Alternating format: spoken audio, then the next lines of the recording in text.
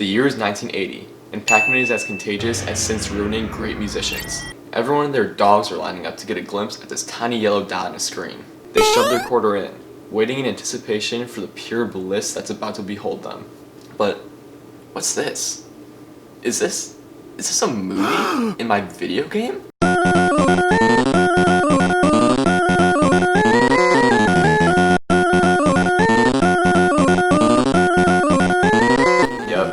These are cutscenes. They didn't really depict any story and they weren't super meaningful, so they're no Shakespeare. But wait, do you hear that? Do you hear something?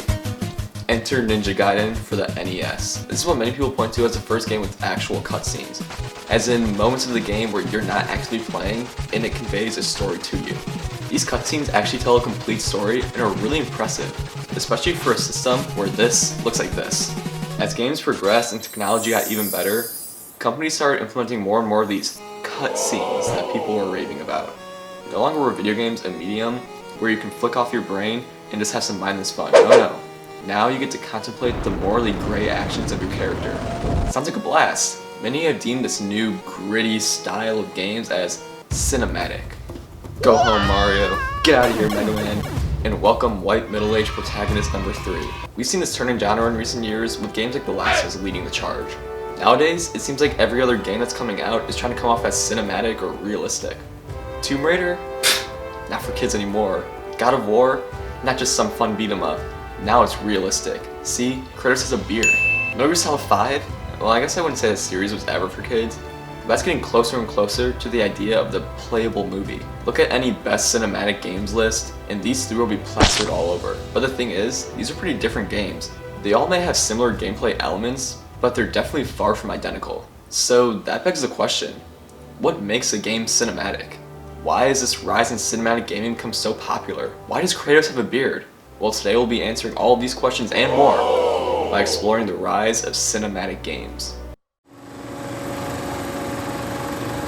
In order to take a grand quest and exploration on cinematic games, we should probably know what cinematic means. Cinematic is essentially the relation to film. So what are common traits in film that we see in these cinematic games? Games deemed as cinematic usually have a couple of specific elements, such as varied camera angles that follow the rule of thirds, which is a compositional grid that lets you make balanced shots. Similarly, cameras will usually follow trends that you typically see in any action movie, such as being super close behind a hulking beast of a character, or creatively using negative space to make a sound shot. The gameplay usually seems more methodical, with extra squirts of blood here and there to give off a sense of realism that these games are so obsessed with. Another way that games try to be realistic is by having the camera work of cutscenes flow straight into the gameplay, only creating a break in continuity when you turn off the console. So yeah, a lot goes into making a game feel cinematic, but there are 3 standout things that are shared amongst a lot of these games: realism, narrative, and film techniques. Every game seen as cinematic has some form of narrative. Peach being kidnapped isn't going to work anymore, too many plot holes. Now we need a multi-layered story with a 3-act structure, protagonist, antagonist, really cool settings that all work towards we need to have cutscenes that integrate development, we need to have really cool settings that characters, morally gray actions, yeah, it's a doozy. But in order to organize these games further, I would like to break them down into 2 categories: narrative-focused games and cinematically sound games. Narrative-focused games are what a lot of people view as the typical cinematic game, which I kind of want to argue against. Sure, they're more cinematic than like Pac-Man or something, but these games are more focused on narrative than actually implementing cinematic techniques. These are your Last of Us, these are your Metal Gear Solids. Games that have a really strong story, but that cinematic element of the narrative does not carry over to the gameplay. Gameplay can still be developed and interesting, or not in some cases.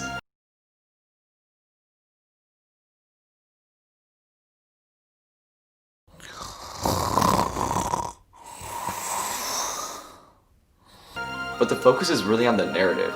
That's where the cinematic elements lie. Cutscenes are usually much longer or more prevalent, because the narrative just requires more attention. Jesus. Sorry, I saw my life ticking away behind me. These cutscenes are more often than not shot with close-ups, shot reverse shots, or shaky cam to get that realistic effect. That really just makes me dizzy. The graphics are hyper-realistic. I can see Nathan Drake's pores for God's sakes.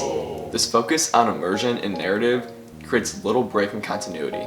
God of War is a great example of this. See how the camera work of the cutscenes just blend right into the gameplay, seamlessly giving us control and taking it away in important story moments. The idea of taking away gameplay for a narrative moment shows the separation between story and gameplay. One is cinematic, one is not. But how much does this immersion really matter? Don't get me wrong, this stuff is really impressive. I'm sure hundreds of workers work dozens of hours to make these games seem as realistic as possible.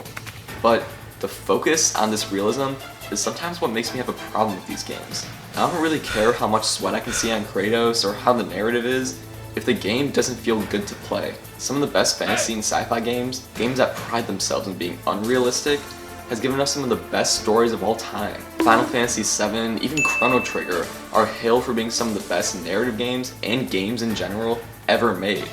And Chrono Trigger is in 16-bit. I'm not complaining about games trying to come off as more realistic or narrative driven. In fact, I'm all for it. God of War is decidedly a more gritty, narrative driven, and realistic game than the rest of the series, and that game brought me back into video games. It's when developers flaunt graphics or realism as a reason to buy a game that I have a problem with. I don't care if I can see the individual hairs on Joel's beard. I care if Joel has a heart. All we need is a little look-see around the corner and we see the biggest offender at being a cinematic game.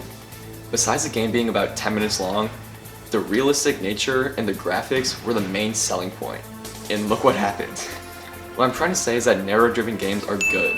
Realism is great. Video games have given us some of the most compelling stories ever made. But with this specific type of cinematic game, it's easy to focus on realism rather than quality of narrative or gameplay. The reason I group these games separate from what I call cinematically sound games, real creative I know, is because that gameplay is inherently separated from narrative, which means that one is cinematic and one is not. No matter how hard Kratos and Boy try, there are moments where you just don't play. And the gameplay just doesn't have the same cinematic techniques that we see in the narrative section, because that's all saved for the cutscenes. Essentially, people call narrative-driven games cinematically sound games because they confuse the notion that having a story makes a game cinematic. But there's a lot more that goes into making an entire game feel like a cinematic product.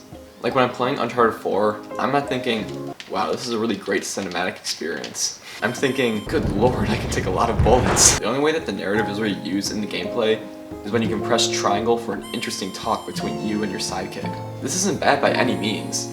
I just think these games are not as cinematic as people make them out to be. Metal Gear Solid 3 has an incredible story with great cutscenes, really developed characters, and a really cinematic narrative. But does this gameplay look cinematic?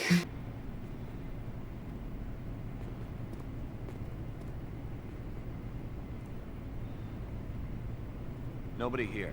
Some gameplay can still be really immersive, but just lack the cinematic elements that you see in the narrative-focused segments of a game.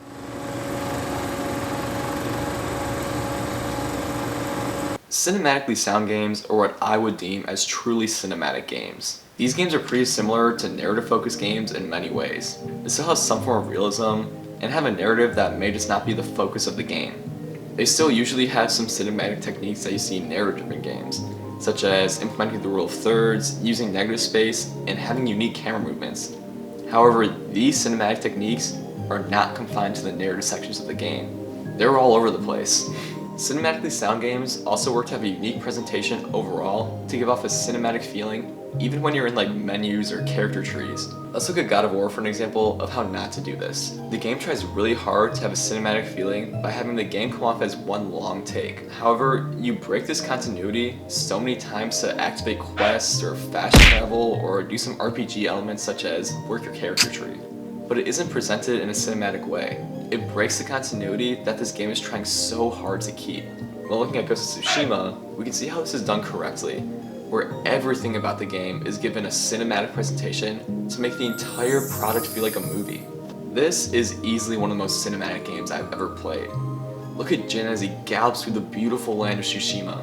The world is incredibly detailed, with beautiful colorful leaves contrasting the cold north where it's Christmas all the time. The game utilizes incredibly varied camera angles any chance it gets. Wide shots, long shots, using depth of field, shooting through something, close-ups, all take advantage of the beautiful world and create a really cinematic experience. I mean seriously, look at these angles. Did Scorsese work on this or something? Am I right? Yeah, I'm right. Yeah, I know that Ghost of Tsushima has fast travel and menus and whatnot. So how is this any different than God of War breaking its continuity? Well, the answer is that Ghost of Tsushima has a cinematic aesthetic that is applied to the entire game. Whether it's menus or cutscenes or gameplay, the entire product feels like a movie. It doesn't rely on just one aspect to make a game feel cinematic, like the transitional long takes in God of War. We see this in side quests and story missions being displayed as a chapter in a grand story, with a beautiful still image presenting the title of each mission. There's even a Kurosawa mode that puts the entire game in black and white. So clearly, these developers were wanting to make this game feel like a movie. What I'm trying to say is that everything in this game screams cinematic. It creates the atmosphere of a grandiose tale with some of the most massive stakes I've ever seen, filled with all the cliches of typical Japanese action movies, such as Jin questioning the morality of his actions and the dedication to his samurai clan. But okay, we're probably getting sick of looking at segments where we don't play the game, so let's get into the nitty-gritty. Let's look at Shadow of the Colossus, an undeniably cinematic game that's basically a movie at some points. Notice the use of rule of thirds on our hero while he's galloping through this wasteland. He's on the right side of the frame with lots of negative space taking up the left. Sometimes a bird will even swoop down in that negative space, creating a really balanced shot. It gives the game an incredible atmosphere, therefore making it feel much more cinematic without having to take away control from the player. Max Payne is a third-person shooter about a guy who likes to shoot stuff in third person. The main gimmick of the game is that you can warp time to get those perfect headshots while you dive and roll to knock out every single bad guy. You just knocked them out, right? That'd be pretty messed up if they died. The slow motion is reminiscent of The Matrix. The gameplay feels how a typical 90s action movie looks. The cinematic elements bleed into the gameplay, making every battle feel tense and every single segment of the game feel like a movie. Oh my god, Ghost of Tsushima, what are you doing here again? I told you, stop bugging me. Again, looking at Ghost of Tsushima, the gameplay screams early Japanese cinema. Deadly battles are given a perfect atmosphere, and it has one of the most cinematic intros I've ever seen.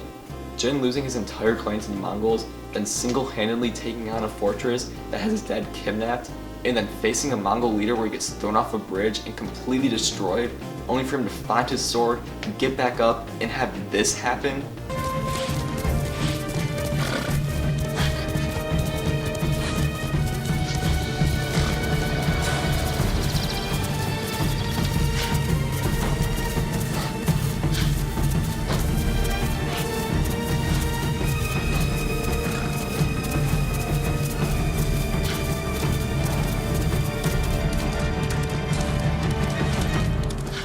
I just got goosebumps on my scalp. This intro is too amazing. Again, the cinematics of the narrative create stakes for the battles that you play, and these battles hold the same cinematic elements as the narrative.